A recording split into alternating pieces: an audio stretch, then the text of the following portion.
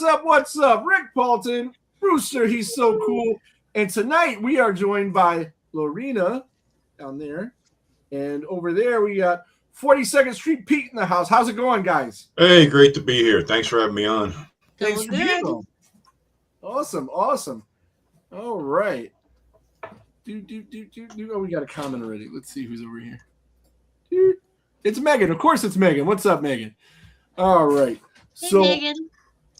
let's see. I got all kinds of stuff. All right. I don't know. I should have been better prepared. Chris, you? That's a shock. C-Phase in the house. Woo! See, wait a minute. Yeah, there we go. All He's right. watching Jeff right now. Yeah. What? Yeah. You're supposed to be the playpen. Right on. Okay, he says he is. So we are joined tonight, author and grindhouse legend, as you were, 42nd Street Pete, and we got a bunch of questions. Do an interview. I might have a bunch of answers for all I know. Let's see if you got a bunch of answers. Okay. We're gonna start. My ex-co-host Ryan, big New York guy. He's from here, but he used to go to New York pretty regularly. He was a big New York guy. And anytime I have on anybody with New York ties, I always have to ask, what's the best pizza in New York? Best pizza in New York was Ben's in the Village. Ben's in the Village. Okay, I will report back to him with your findings. Do we have any pizza anywhere in Cleveland that is comparable to anything you can get in New York? And it was one up on Bagley Road, but I don't even know, since the pandemic, I don't even know if they're there. Mimi's. You're talking about Mimi's, and they are still there. That's one of my favorites. Yeah, with the big garlic pizzas. They got all kinds of stuff. Yeah. Oh, yeah, they were fucking great. They're really good if you're talking about the same place, and you probably are. Yeah, it's in like a little plaza. Uh-huh. Okay, yeah. If they All are right, now still that you've there. told me that, I'll have to go out tomorrow and get a fucking pizza. I wish I was that serious. Too bad. Hi, Pookie. All right, Josh, what's up, man? He's about to be in Milwaukee. Lorena's gonna be Yeah, there, hey Josh. and they're going to try to break the record for most Jason Voorhees cosplayers. Yes. Place. Gonna be interesting. It's gonna be fun. Take a Yeah. hockey mask with you if you don't have one. Zig has 3 of them, so you can borrow one of I his. know. So if you don't have one of your own, use one of his, because all you got to do is throw the mask on, and you'll be part of history. Yeah. Because I wanted to get up there, but That's I don't not have my the time or money, unfortunately. yeah, no, it's okay. It's So- only the second year, so Yeah. So he's doing a one in Columbus too. So I'm gonna go to yeah, that. I saw that. Mhm. CJ. Mm-hmm. Yeah. So I was doing research for the show. So what I did is I was going through your channel and I Googled you on the Google machines. And Oh boy. Second Street Pete, and we're gonna find out about this guy. And I came across a panel you did at Cinema Wasteland, and I'm probably gonna regret this, but it was funny there, so I'm gonna do it here. The guy asked you to tell a hooker story when you were with Tom Atkins. Tom Atkins is not tradition. happy about this question. Yeah, But, I know. I shouldn't have done that, but it was there. So. but it was great. So we're gonna ask you to entertain us with a hooker story here, if you don't mind. A hooker story here, God. What kind of show? Not the first one. Is Okay, that the kind of that's show? this How year. about my first hooker? No. It can work. Let's go. All right. Okay, go well, ahead. I was coming back from roller derby from Madison Square Garden, Okay. and I was standing next to the luxurious Green Lantern Motel on 8th Avenue when this slim black chick hit on me, and I've never been with a hooker before. I've never been laid before, so this is a big thing. So I think it was like $30, and we go up there, and the guy wanted to know if I wanted the bridal suite. And, of course, I'm not going to, not spring for something good. Well, all right.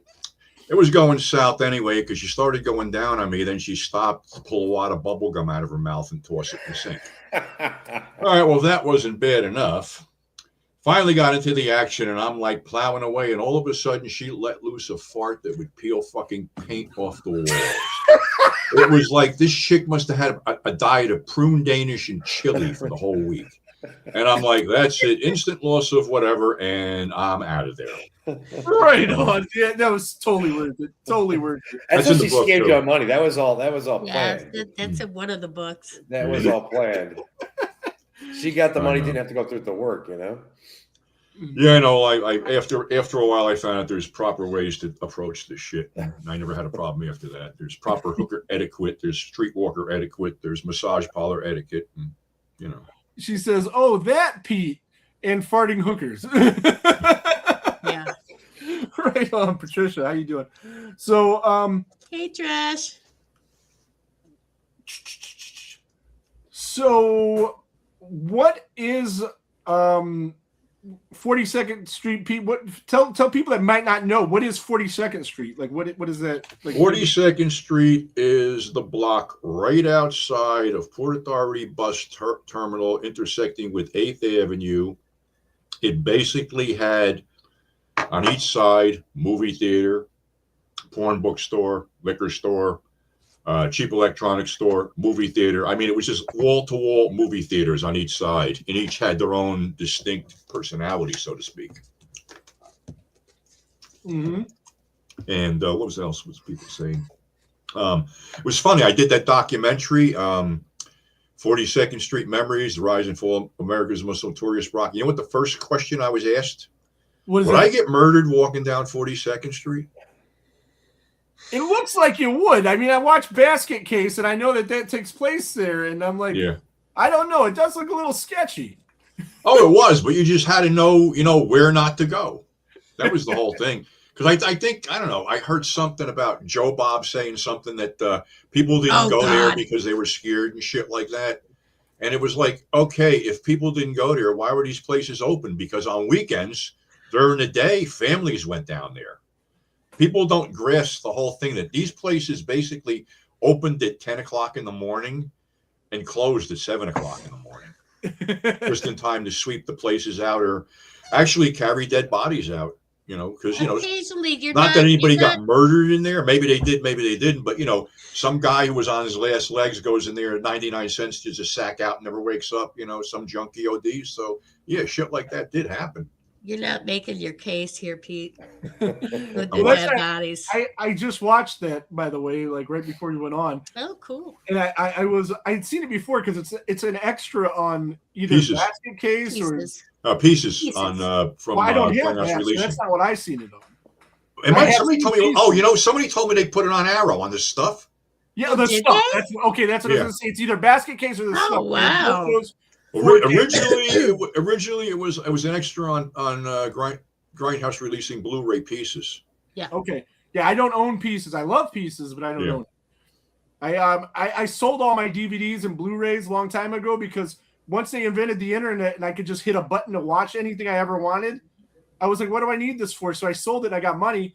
And then I started doing this podcast. It's like, oh, let's review X movie. I was like, cool. So I go to look for it. It's not there. Yeah, don't get rid of your physical media, dude. So I've been rebuilding it. I have a couple hundred DVDs now. So I'm getting back up there. But yeah, well, Blu-rays, DVDs, 4Ks, whatever have you. Yeah, go to Edward R. Hamilton Bookseller. Yes. Mm-hmm. Check them out. What I usually do is I go to the Exchange. You live around here, so you know what I'm talking about. Yeah, And I just go through there. And before the thing about the Exchange is a few years ago they didn't know what they had.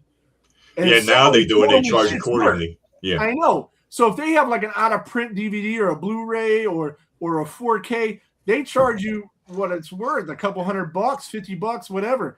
And before it used to be like $5 or $10, one or the other. That's it. But what are you gonna do? I know. Yeah. So what made you move from New York to Cleveland? I mean, what Cleveland area, as it were? I was, heavily involved with Cinema Wasteland up here for a while, and I had Okay. made friends up here and stuff like that. So that was part of it. The other thing was I was in New York on 9/11 and saw what the fuck was going on there, and there was absolutely nothing to do in Jersey. I mean, the last thing I did was a one-woman show with Vanessa Del Rio in a nightclub, and we advertised this thing for 2 months. The admission was only like $10. We only drew 30 people. Yeah. So that told me you can't draw with Vanessa. This is fucking over. So, and what I bought a foreclosure. So I scored big time, threw a lot of money into it, but it's mine. It's paid for. You can't throw me out. So it's cool like that. Nice house. Hell yeah, hell yeah.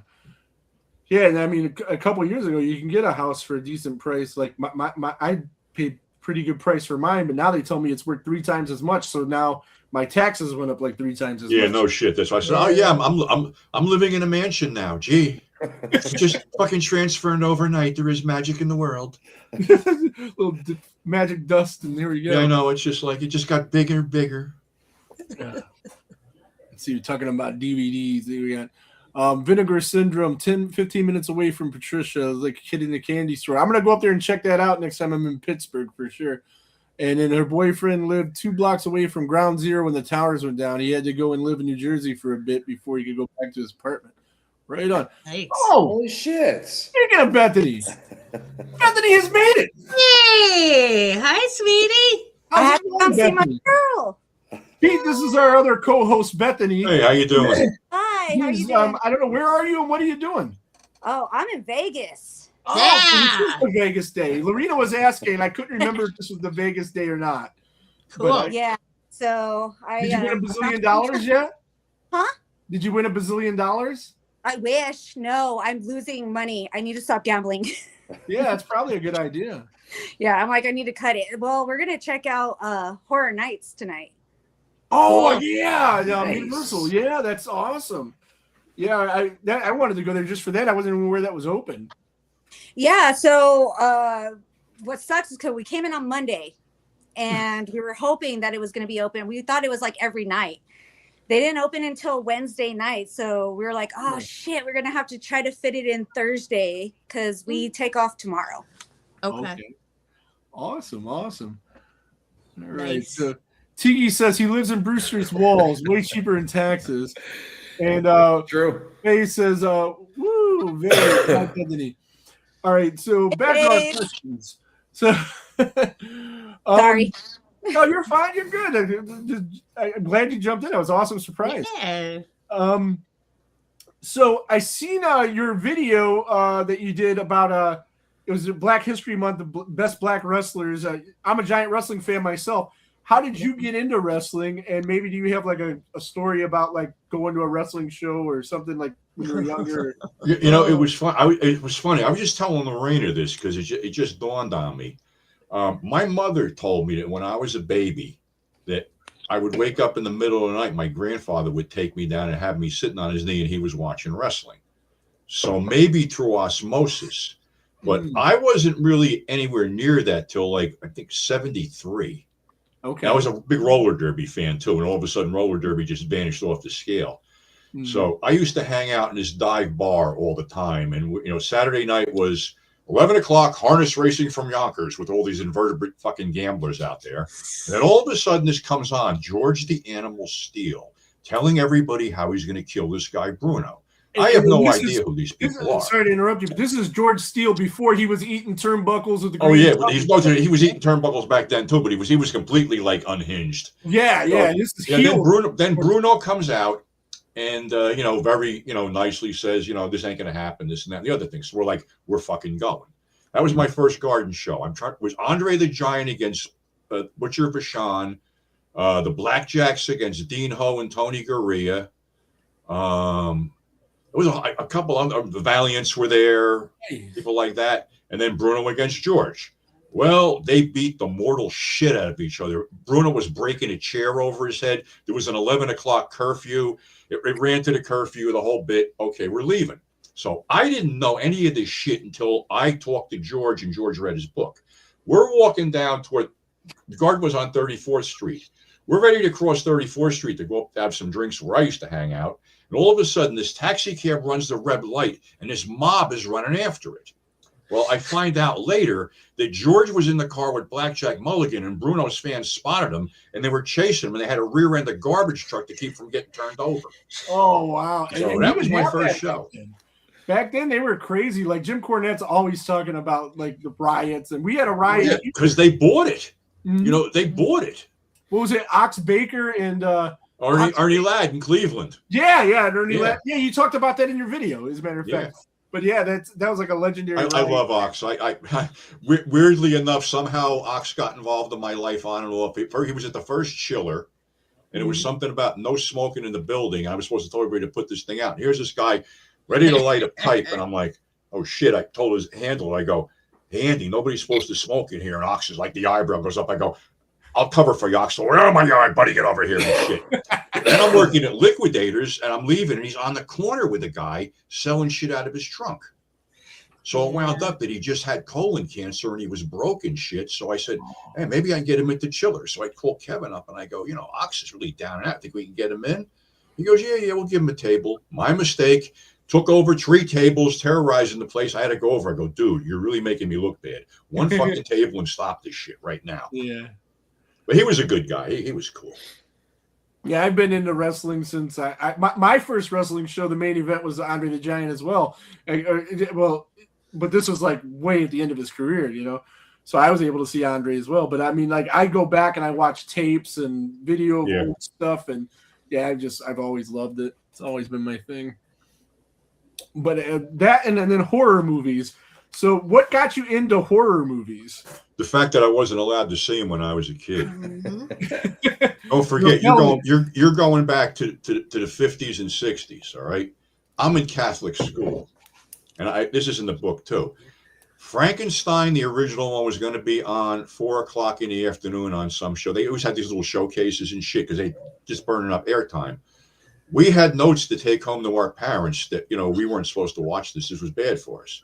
But now you're telling me, my whole mentality was always, you tell me I can't do something, I'm gonna fucking do it. So Yeah. there was a TV up in the attic, little 12-inch fucker with rabbit ears. So I got up there and I got to see Fritz get killed and the other shit. I'm like, okay, I'm hooked, but I can't watch the shit yet. So one Saturday afternoon, one of my friends goes, Abbott and Costello meet Frankenstein's going to be on Channel 5 at 12 o'clock. I'm like, oh shit, great. I can watch Abbott and Costello. Well, they're watching something. So I'm sitting there going, oh, come on, get out of here. I got caught the last maybe 20 minutes of it. Well, the monsters are fighting and shit. Okay, now I just knew who everybody was. So finally I could, they realized that it wasn't that bad. We could watch the stuff. Then you got into Chiller Theater, Then the AIP stuff was running 4:00 in the afternoon after school. So there was a ton of shit on there. And the fun part was the kiddie matinee, where basically, how videotapes became babysitters.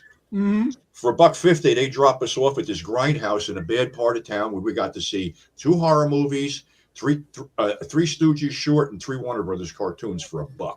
And then 50 cents. Well, 50 cents to get in and $1 for food. So I got to see shit like The Creature, Revenge of the Creature on the big screen, panoramic screens and stuff. Nice. See, So, I was hooked. This past year, Regal did a thing where they had all of the Universal Monster movies in Regal, and I have the unlimited pass. I was able to see them in that. The Creature in 3D. If you ever get a chance to see that, nothing is better. That's my favorite. They ran that on on network TV in 3D. I'm down in New York, New Jersey. It was something I can't remember. The chain was giving out the glasses. If you bought some kind of shitty drink, you got the 3D glasses to watch it. Yeah, I've seen that with like 7-Eleven's done that for other. Yeah, right, yeah.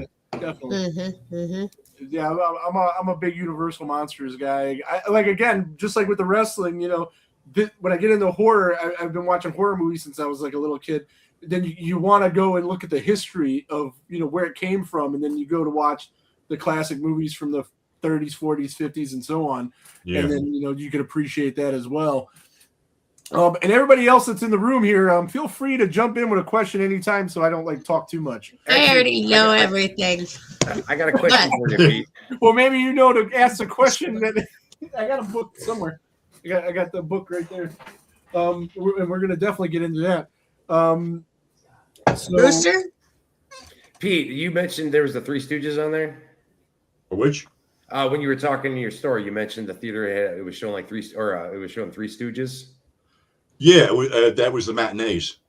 So if I said Niagara Falls, that would make some sense to you? Yeah, that was also make sense with like Evan Costello too. Did they originally do that one? Slowly I turn, exactly. Step by step, inch by inch, Niagara Falls. My grandfather used to, the way he did it when I was a kid terrified me. And anytime I said it, he'd stop and he would turn. It was something about, Guys. whatever which one it was something about if you stuff. said Niagara Falls instead of a certain character, he went berserk and like, I'm going to kill your ass. Yeah. That type of shit. Right on, right. Like I said, they stuck us in front of a TV when we were kids. I mean, I grew up on the Three Stooges and Officer Joe Bolton. Same. I mean, couldn't we used- remember episodes, but it's like repetitious. We used to we had like the super host, and in the middle of whatever movie he was showing, he would show Three Stooges shorts. It was like similar to like Svengoolie or any of those guys. Yeah, well, we had Zachary on the East Coast. He would pop in with some stuff. Right. And when you look at some of his stuff, you can still find it was incredibly subversive too. Yeah. Right on. Yeah. So I'm watching the 42nd Street Memories, or is that what it was called? Yeah. Yeah. And I just love how casually all the people on there were talking about getting robbed in the theaters. It was like Tuesday. Like, yeah, I got mugged once, but it was no big deal, Like your story, you said a guy came up to you with a razor in your throat. Hey, razor, He was a whatever, kid something against then, my though. neck. Take whatever you want. And that, I was, what the problem was? I was too clean cut then. I was just out of high Yeah. school. I didn't start getting scruffy till later on. After I got scruffy, nobody really kind of leave you fuck alone. with me. But then go back to when you get at the wheeling and dealing, I'm walking around with like $500 on me, and nobody knows it. Oh yeah, that's probably not good. Well, there's somebody actually found a photo, a crowd shot, and I'm looking at this. I'm going, I used to wear this Yeah, we've got black that. hat with a white band and this heavy jacket, and I'm looking, I'm going, son of a bitch, that's me, because I was heavier than I was like 260. Oh wow, you're in there. Yeah, this one. Yep. Can you see There that? you go. Hang on. Is that in this book, the whole bag of crazy? No, that's a two-fisted This is tail. the new, that was another book. So how many books have you written? Let me see. I got the whole bag of crazy was the first. Then I did Gunfighters as a solo, and then I followed up, and then Lorena and I put it together as a trilogy. Then I did Two-Fisted Tales, and then we finished up, She's got them all. Look Whole at Bag that. of Crazy Part 2. Yeah, that's your newest book, right? The whole bag of crazy part Yeah. 2. Well, The that continuing counted. saga. My It's more. edit. There's more. We're certain. Like in the first one, is it? Somebody asked me how long did it take you to do that? I said it took me 15 years to write it and 5 years to find somebody with the balls to publish it. That was another problem. You forgot one. Yeah, but then we Trivia. people wanted. There was more because I didn't cover that I was involved in wrestling. For a while with the indie shows and the women's league and stuff. That's And So then, you Got were it, actually too. involved in wrestling. You did that. Okay, I thought you were just friends with some wrestling people. I didn't know. well, what happened? It was the weirdest thing. Mhm. Crowbar was a local guy. He lived around Rutherford, and you're they talking were about running a benefit. Crowbar, Devin Storm, right? Yeah. Okay. Okay, what's his real name? Shit, I can't remember. Devin Storm, I think. Well, I mean, Devin that's Storm. probably not his real name. Chris Ford. Okay. Yeah, But yeah. the guy who was in WCW with David Flair. Yeah. Okay.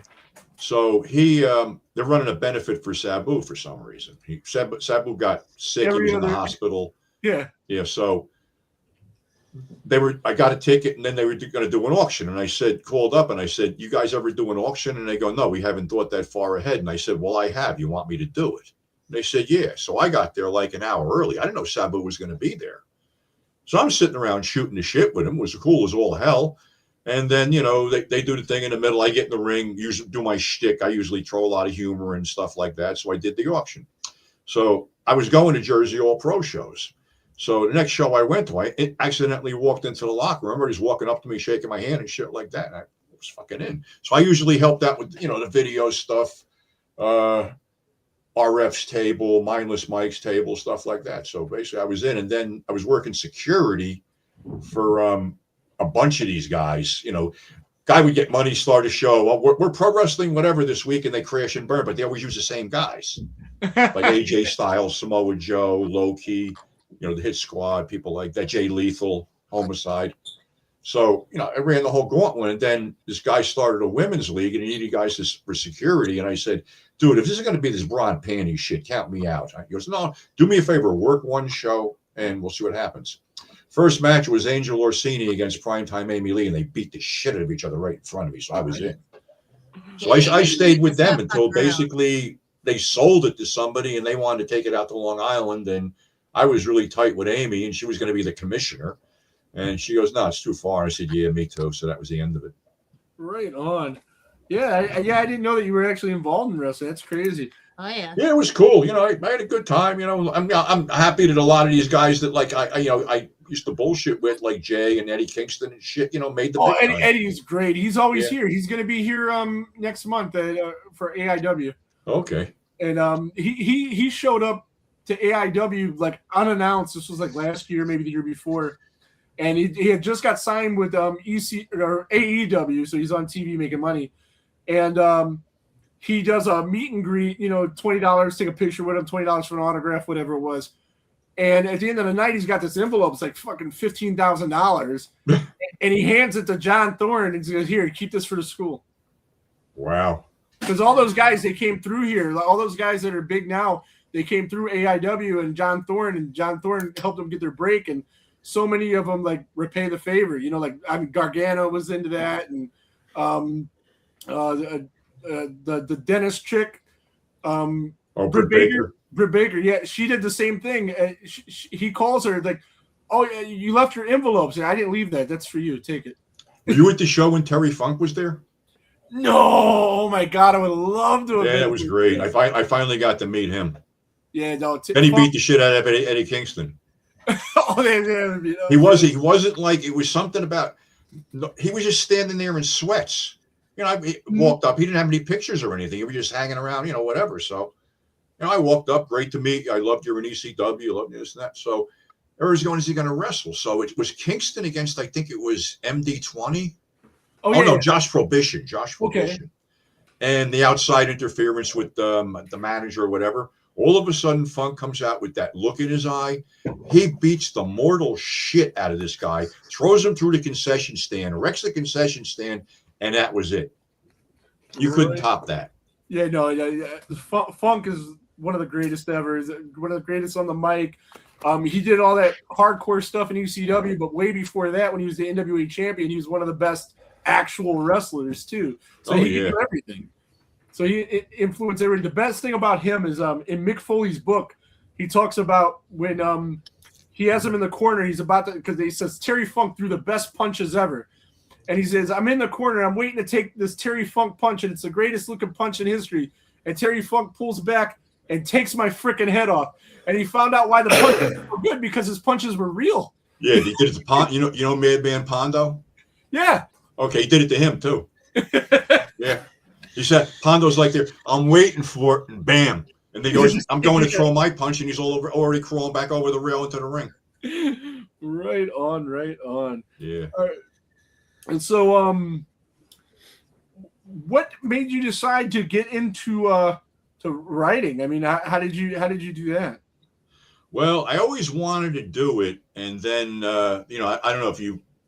This is I could tell the story about Mike Veraney and me bootlegging him, and then you know we were doing something, and then I made a tape of 42nd Street Pete as a joke, because originally that's what it was, a joke, and then he called me up and he goes, "I got your tape," and he goes, "I want you to do some intros," and he goes, "How's your writing skills?" And I said, "Okay, I guess." He goes, "I want you to review all," you know, he sent me all this 8mm porn on VHS, and then he wanted me to write an article about 42nd Street. This So is I did something that. weird I- video. Which one? Okay. He's talking about something weird Something video. weird video, yeah. Yeah.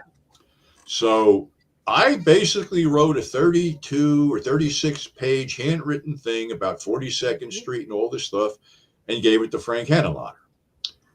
And like I said, I didn't know how to type. Well, Frank was thrilled with the whole thing, and that's what started it. And then we had done a second one, and they wanted me to interview Vanessa Del Rio. I never interviewed anybody before.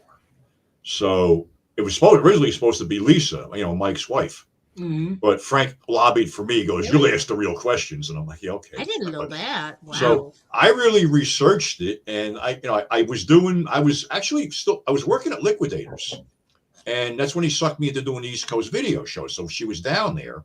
I introduced myself. We made arrangements, and I basically got an answering machine and had 3 30-minute tapes, and I couldn't shut her up. I just kept hitting the right buttons. Oh, this is a great memory. This and that. Great interview.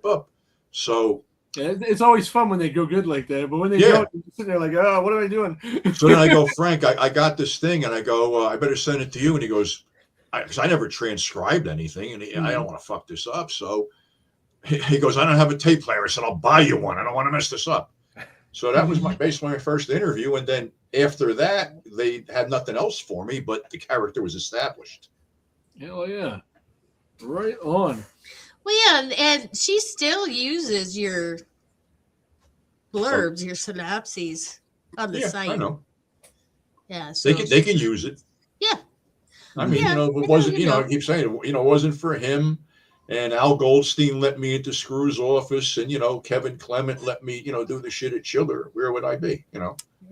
Not that I had any intention ever making this fucking work to begin with, as you know. So, 30-something years later, and here we are. And It's almost like dragging Mick it out Foley. now. Like Mick Foley said, he goes, I only expected Cactus Jack to last a couple of years, and he goes, now I can't get rid of him. Yeah, but we love Cactus Jack. I know. Oh my God, yeah, I love Cactus. It's amazing. So writing, Yeah, yeah. we're here So, to push the book. we got to push the book. Yeah. So you were kind enough to send me this book, The Whole Bag of Crazy. I started reading it. I haven't gotten too far into it because reading is hard for me. Yeah, Gonzo wanted me to read the book into a tape recorder for him so we could listen to it. That That that's makes the thing, sense. Audiobooks. I mean, if you got time to do that, I don't know. Actually, David said he was going to do that Who for said you. that? David Beckham. He was David, going to your do friend something with David. Gunfighters, but I don't know. He got sick. Oh, or something. that's right. That was with Gunfighters. Yeah. I don't know. That would take a long time. I think. It'd be like do you take 8 hours of me rambling on like that? I don't know. No, I mean, if you're talking about porn and bubblegum farts, probably there's Yeah. an audience for it yeah, somewhere. definitely. I'm definitely interested. That's exactly what he's talking about. And that's Yeah. definitely. I mean, I definitely would listen to that. I definitely be interested. You sold Yeah, Well, me. a lot yeah, of it's on. A lot of it's on the YouTube channel. What I can get away with. And if you did do an audiobook, you'd have to be the one to do it. I mean, because Yeah, definitely. Yeah, I know. especially the book if it's about you and it's your story. I think. And then on this book, it's got like one of those things where, somebody, what do you call those things where they write stuff about you? Oh yeah, quotes. Quotes. I guess that's what it would be, right? Pete is a combination of horn dog, the macabre, and has a heart of gold. Long Jean. Silver. Long Yeah. Jean Long Silver Jean. wrote that. Show your about shirt. Yeah, I seen the shirt. Yeah, that's what I just looked down and noticed it. And let's see, we got Patricia says, "Stop underestimating yourself, Pete." That's what he does. And she agrees. She thinks she would be doing an awesome audiobook. Is there enough money in that though to make it worth your while? I'd buy it. It ain't really about the money. Yeah. It's more This is about true. even with the magazine and stuff like that, and the YouTube channel, because now, like I said, people are donating because it's starting to get to be bullshit because I'm spending so much time doing this stuff and going through. I'm not going to get into the whole shit last 3-4 weeks I've been going through, but other things that I should have been taking care of that I wasn't doing that. And it's like, all right, I put out there's 4 magazines on the website. There's a whole bunch of books. You don't got to throw me money. Buy the damn product. But a lot of people don't. Want. People can do whatever they want to do. It's working now. I appreciate what's going on. I appreciate the fact that After Hours Cinema did set up that donation button, and Fusebox Show set up the website. And then I got the Mummy and the Monkey actually set up the YouTube channel, so it's all good. Now the computer wars are over, and like I said, my big video is going to be when I pile all this junk in my backyard, soak it with gas, and light it on fire. And I made the mistake of mentioning that to Gonzo, and he goes, "No, we'll bring it up to my place and we'll blow it up with shotguns." And I'm like, No, "Well, it's up to his place. It ain't going to bother me." you're not allowed to play with Gonzo anymore. Oh, come on. Right on. So I love Gonzo, but so you got the website is what is the website for these books? 42ndstreetpete.net is the website. The donation site is 42ndstreetpete.com. Okay, so 2 different websites with a .net and a .com. So either way, you'll be in the right place. Yeah. That Plus, sounds if you go to the .net, there's something up there that will be published somewhere down the line. We yes, because we're trying to work on it, getting a 5th issue out, in this economy, who the Yes. hell knows. But Currently the 100 working on craziest movies that ever played on 42nd Street is up there. So it's Right worth on. the read. It's a I'm free gonna read. Read it. Venture over there. So when somebody orders something from there, do you take care of all that? You ship it out Yeah, yourself? I ship, pack, write their name and address. There's no printed labels. I use a black magic marker. My shaky hand does all the shit and stuff like that. So for me, I might put a book in a cereal box, wrap with bubble wrap, and put a label on it. So Like that. as I was saying, the for me probably be a better idea maybe if I could just shoot you some cash and go meet up with you and you just hand it to me. Bethany had to check out. We lost Bethany. That or thing. Somebody left. Well, Yeah, she's in Las Vegas. She's in Las Vegas. for as long as Jeff she was could. probably calling her. Or something. Yeah, too bad Ted's not alive. She could go visit Ted. Yeah. Oh. Yeah. So as I was saying, like I'm gonna go on your website and instead of ordering it from there, I'm just gonna message you and straighten it out with you. Well, what Yeah. do you need? The second one? Yeah. Maybe I'm gonna look. You want the I'll let you second know. one. All right, listen. I got a blem second one. What happened was it got some kind. It's nothing wrong with it. It just the douchebags left it out in the fucking rain. The whole case of books. Oh, But yeah. if you want it, you're gonna have it. Oh, right on. But we'll talk about that. But that's better than you paying to ship it. That way you'll get just buy directly. Yeah, from because you. Since, like I said, we live Rick's 15 close minutes away to from each other. Yeah, I mean, I'll set up a little stand on my front lawn. The neighbors will love me. There you go. That's it. Or whatever. And we'll cross that bridge when we get to it, and that'll just be easier that way. But I started reading the book. That I'm liking what I see so far.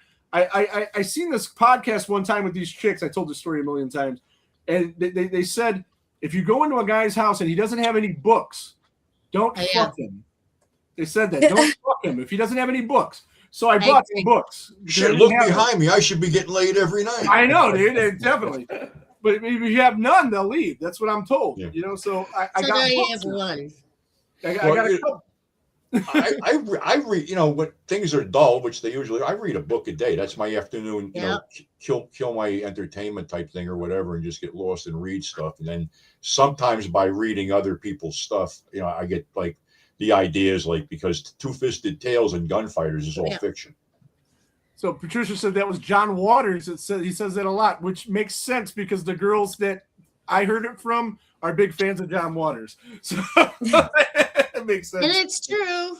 It's true. Okay. And we're hearing that from females now. See, so it is true. Yes. So it is true. You got to have books. Where's your books, Brewster? You don't got none, do you? I got comic books. Does that count? I don't know if it counts. Wow, Well, what comic books? Oh, mostly horror related. Yeah, that counts. It counts. Okay, you're all right. I do have a couple books. I got that book Dave Mustaine wrote many years ago, and I got Tucker Mack's book nice. and something about David Cronenberg. I actually do have a couple legit books over there.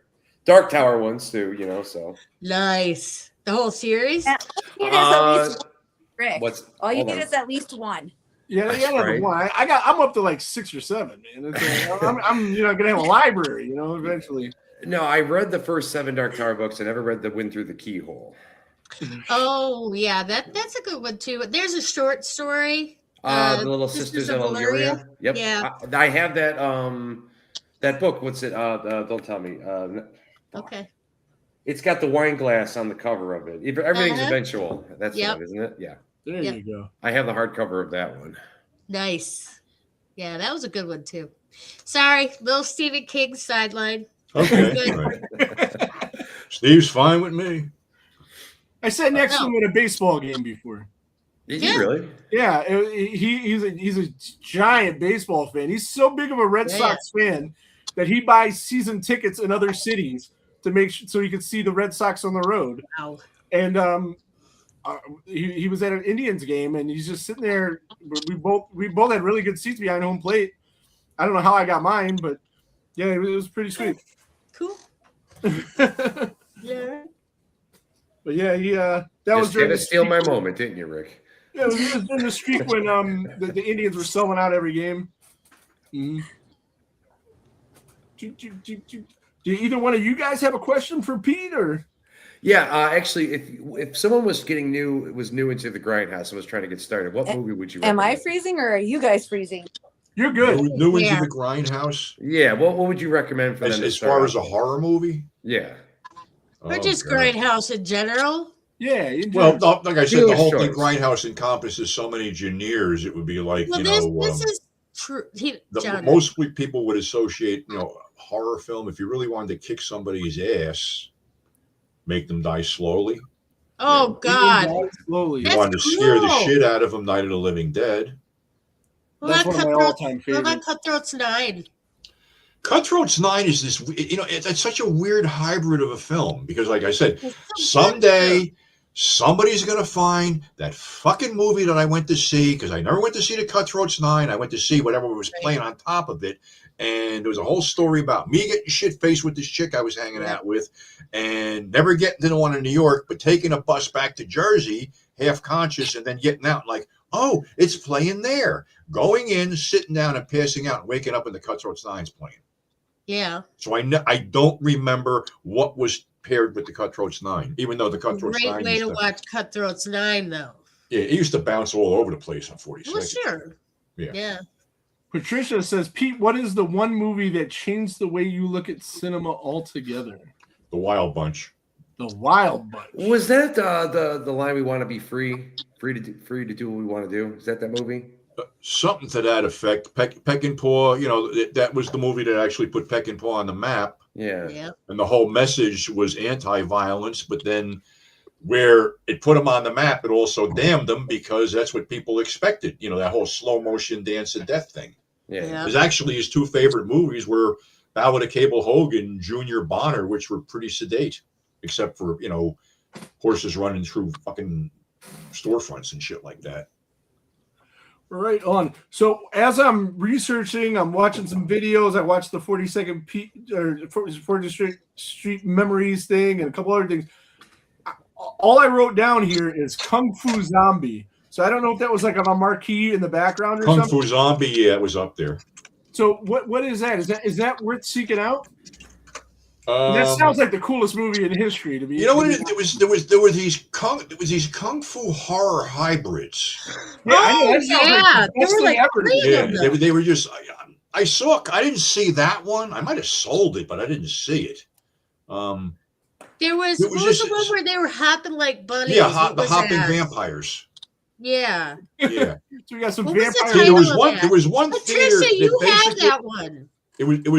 There was a 3 kung fu film turnover every Mhm. week, and it was all Shaw Brothers. But sometimes shit got in it. It wasn't kung fu like Killer Snakes.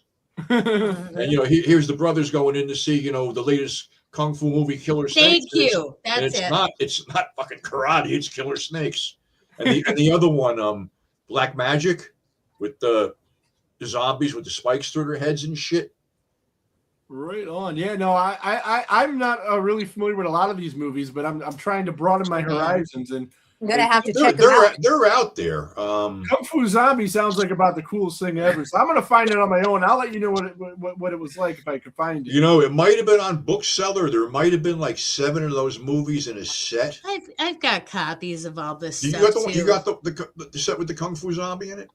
I didn't get the set, no, but I've got birds. I don't know. I'll have to look. Maybe somebody, Gonzo might have it still. I don't know. Now that I know it's a whole subgenre of horror / kung fu. I mean, I love kung Oh, fu. yeah. Movies. I got to get into. Well, this. they came up with the Sammo Hung was one of the guys that came up with the spooky encounters thing, and then there were Chinese ghost story. Then they kept sequel, and honestly, their shit was a lot better than ours at that point. Going into Yeah. the 90s, which I really, as a grindhouse guy, I'm not into that type of thing as far as putting it over.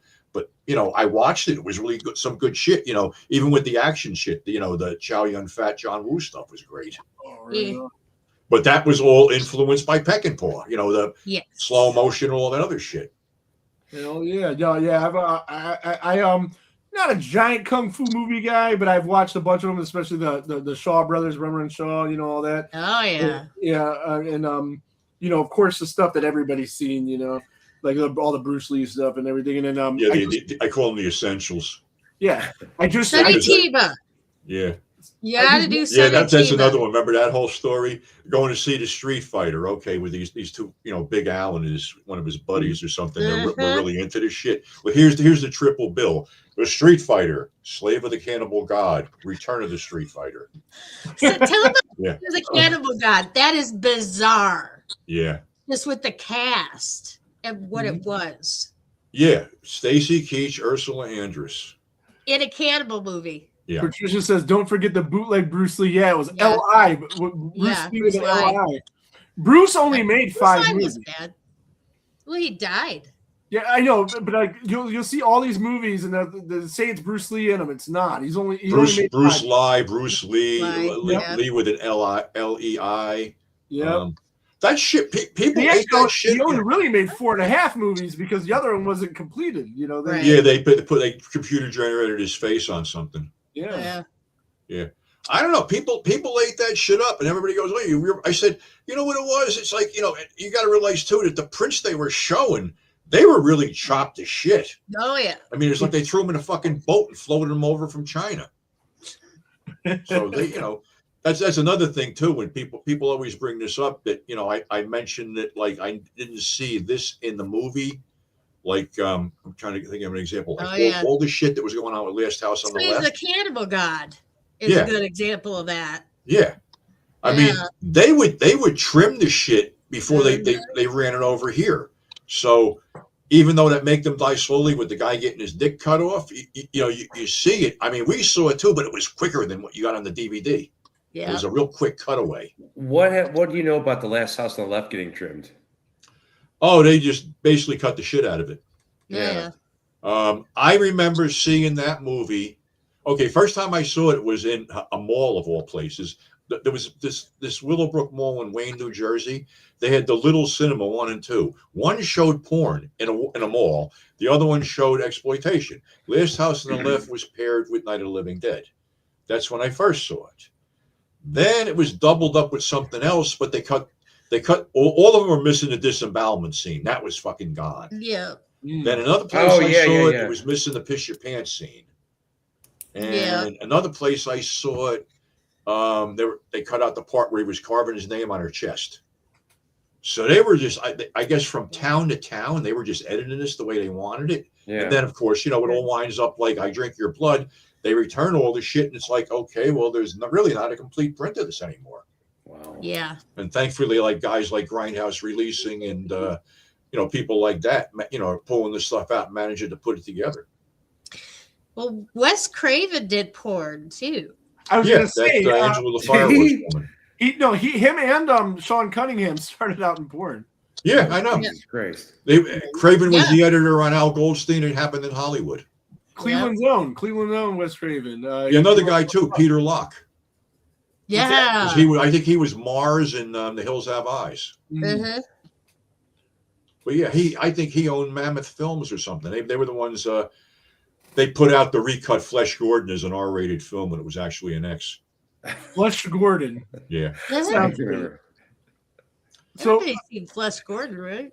I don't have that one in the collection, but I don't know if that's available anymore. But if it comes out, it's worth seeking out. It's hysterical. Because Jeff Bezos' rocket. Yes. Okay. They got a dick rocket in Flesh Gordon. It looks just like that fucking rocket. Well, that makes it worth seeing right there. Oh yeah. Candy Samples is this one-legged space dyke or something like that.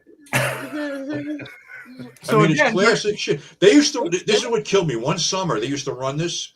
Mm-hmm. It was 3 of 5 movies: Tunnel Vision, Monty Python and the Holy Grail, Kentucky Fried Movie, The Groove Tube, and Flesh Gordon. Wow. They just run them as triple features. We'd be there like completely zoned out, stone drunk. Go to the drive-in. We used to pull my van in, set it up sideways, set up space lounges and a barbecue, and just party our asses off. Dude, the Kentucky Fried Movie. I saw that. I was way too young to understand the humor in that movie. Yeah. Oh, we all did.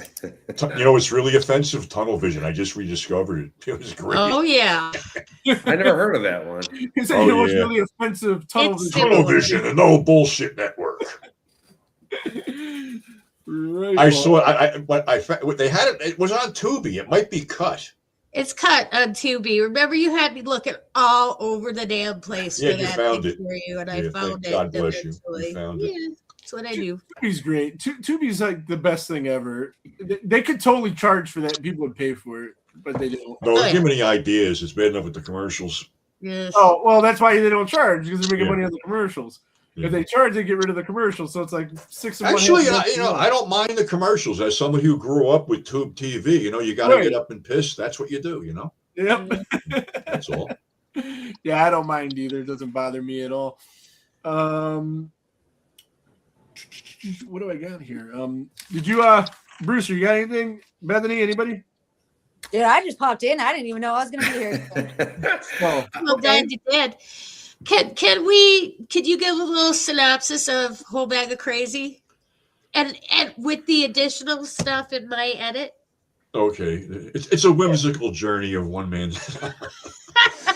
it's a whimsical journey. Okay. No, the whole synopsis was I started putting this together as like a stream of consciousness of shit that I went through, and then movies I saw, and then maybe elaborating more on the movies, and then a sort of history of 42nd Street as far as, putting it together as mob ties, the peep shows, the whole bit, whatever I knew. And I just kept rolling with it in different experiences, going to the movies with some of the knuckleheads that I used to hang out in and getting all kinds of trouble and shit. So I honestly had no idea it would go over when I first did it, and it went over. And then, there was a issue with publishing and stuff like that. And something about me being offensive in my second book, which probably I was, but fuck it, that's me. I'm not going to apologize for it, because what people don't get is that I am basically speaking in the language that was spoken back then, because that's the only way you'd understand what was going on. So that went out of print, and I met Lorraine, 3 years ago? Yeah.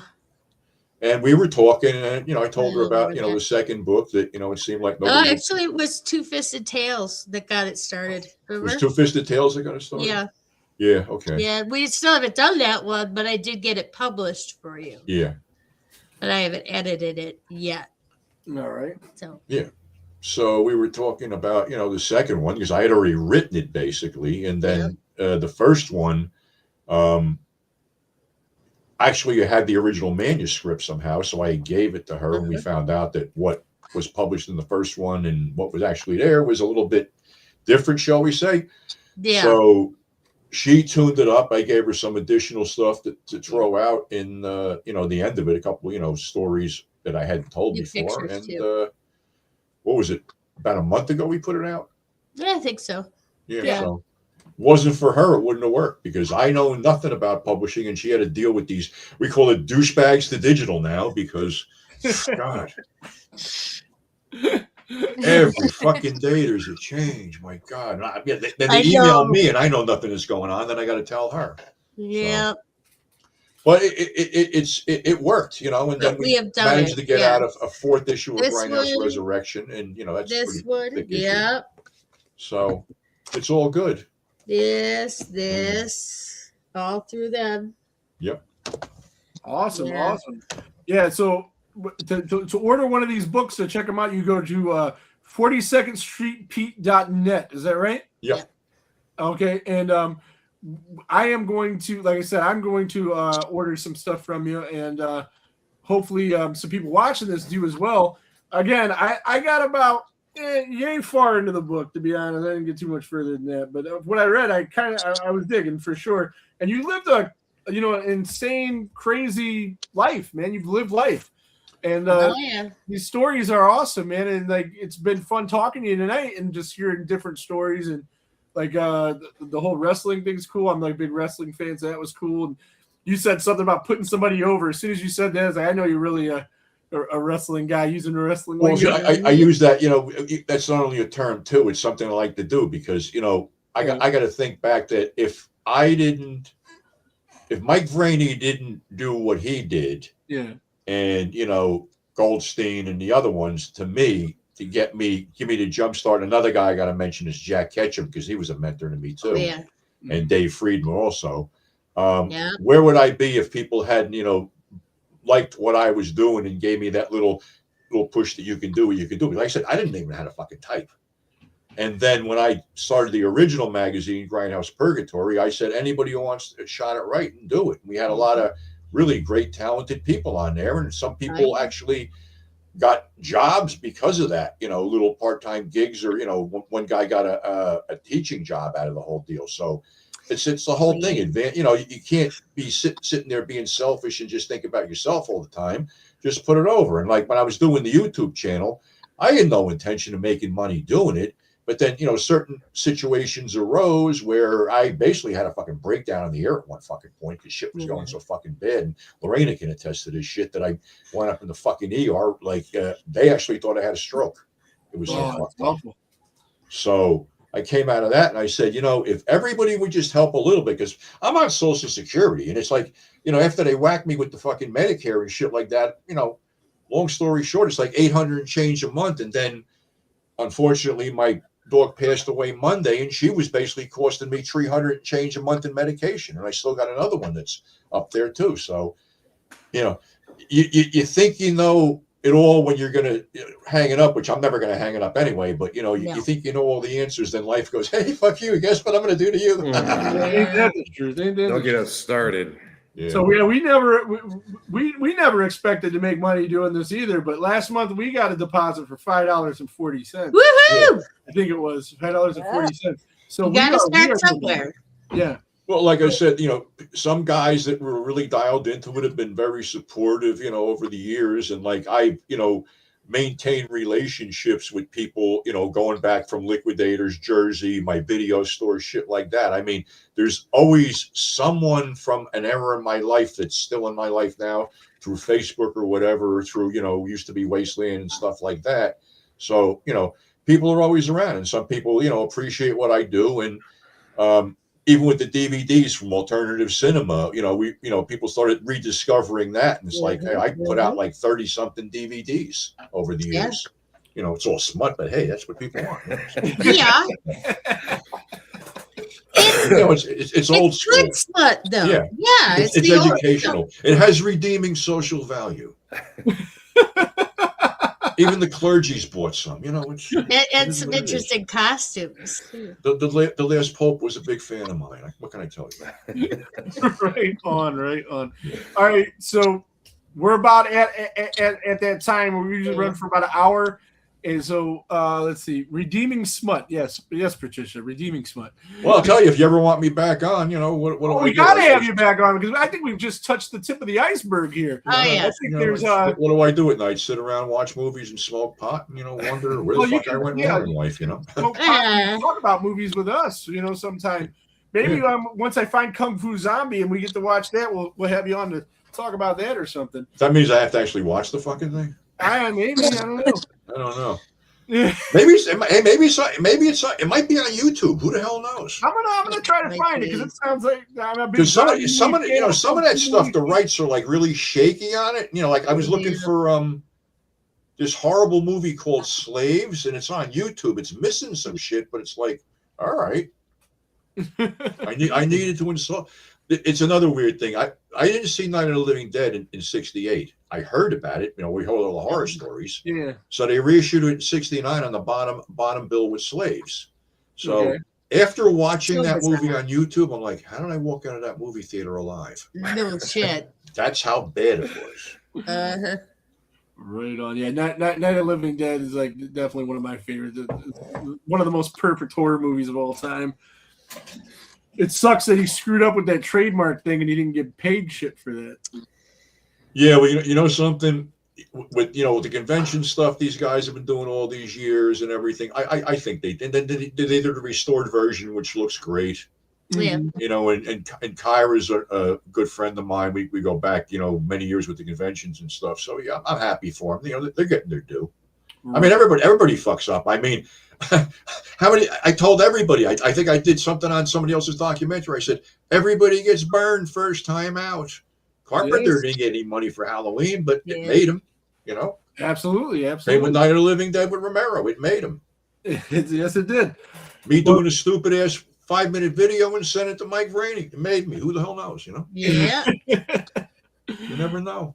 Well, right on, man. Again, I want to thank you for coming on, talking to us. We're going to have you back on another time later on and talk about some other stuff at 42ndstreetpete.net. I will post a link to that somewhere, either in the comments here and there on YouTube and on Facebook, so you guys can go over there and order one of these books and check out the rest of Pete's story And I Hey, think if you mention you heard this on the Holy Enchilada, maybe I'll throw in something extra. You never know. Oh yeah. maybe- Get rid of some of that There's, stuff. there's things laying around here like maybe a DVD or a Blu-ray that I might have watched once just to get the gist of things, or an extra magazine. Just mention it. We'll see what happens. Yeah, okay, that's awesome. Yeah, definitely do that. Yeah. And Or it might be a on or too. too. I don't. Yeah, and it was awesome having you, awesome talking to you. And I'm gonna shoot you a message in a little bit on the thing. And next week, what are we doing next week? What are we doing next week, Brewster? Leprechaun. We were talking about Leprechaun and the Family Feud shit. Oh no, we're gonna bring back the Family Feud thing again, but this time for St. Patty's Day movies, horror movies. Of course, Leprechaun will be one of them. I'll try to come up with some Halloween. more conventional answers this time. I don't control it. It's a survey. I surveyed know. people. They said this is what they said. You I'm talking about me. You say just off the top of your head what's the first thing, and it's never anything. I just found in my things I have to watch before I die shelf a 4-movie set of Leprechaun. Yeah. Oh, okay. Well, that's I because got we were the talking complete about collection it. over here. I think there's like 6 or 7 of those now. Isn't Yeah, there? there's Is it worth watching? Is it really worth me? Considering some of the crap that I've put myself through, is it really worth watching? I don't know. I think you'd be entertained by the first one. Yeah. The We talked first about 4 that. are decent, or whatever. dude, In Lost Space Nothing. sucks. No, In Space is great. Oh, it's Oh, God. terrible. Miguel Nunes. It's The terrible. one that isn't on there is Doesn't the it one where he's Miguel in the hood or Nunes? something. Oh, There's Leprechaun in the Hood 1 and 2. Yeah. And then Oh, there's there's 2 of them? Leprechaun Origins where Dylan Postel plays him from wrestling. What's Dylan's name on wrestling? Hornswoggle. Schwarzwagel. Yeah, he plays him in that one. And then they brought out a newer Leprechaun that wasn't him or the other guy. I haven't. Yeah, that seen was a true sequel to the first one though, because it had the big guy from the original one, the slow guy. Yeah, they brought back Warwick Francis Davis. from Pee-wee's yeah, Big Pee-wee's Adventure. Players- what's his real name? Mark something. Yeah, I can't. I know he was in a movie. He played John Wayne Gacy. He fucking Yeah. crushed it, dude. He was great in John Wayne. He Yeah, fucking he was crushed really it. good. Okay. And Jennifer Aniston is in the first one. Yes, she is. She is. Yes. Is one of those like Kevin That Bacon. would make me not want to watch it unless she gets hard. Yeah, I was gonna say you're not helping. Yeah, you're not. Yeah. Mark Holton, that's his name. He's Mark Holton, okay. Francis Buxton in Pee-wee's Big Adventure. And Teen Wolf. He was in the Teen Wolf movie. Hey, he was in a Uh-huh. Teen Wolf playing a 35-year-old high school He basketball was player. Chubbs. Uh-huh. He was Chubbs. Yeah, Chubs. And then recently the guy that directed Stream, what's his name? The Levy Oh, brothers. fuck. The Levy brothers, Michael Levy and Jason Levy, whichever Okay. one of the other. I don't remember which one, but they directed a Leprechaun short that looked really cool. Really? I just saw they're doing another scary movie, and they promised Yeah. to be as offensive as humanly possible. Let's hope so. Fantastic. Yeah. It looks good. Northeast Ohio's own Robert Kurtzman. He did a lot of the effects in that. Him and his wife, I guess, Marcy King, who've been on the show before. So yeah, so I'm excited to see it. I'm excited because they got to do something in it. I seen the trailer when I seen Scream. It was probably the best part of Scream. Yeah, we saw that too. And yeah, it was. But right on. I got to wrap this up because I got to get the hell out of here. I got to do some shit around the house. But again, thanks for coming on, guys. Tune in next Oh, week. my pleasure. Thanks for having me on. Family Feud, Friday the 13th. Leprechaun, St. Patty's Day shit. All right. Take it easy, everybody. I'm going to get out of here and just hit this end Bye, screen button. guys. Stay cool, Freaky Frighteners. Awesome. Oh shit. There goes the neighborhood.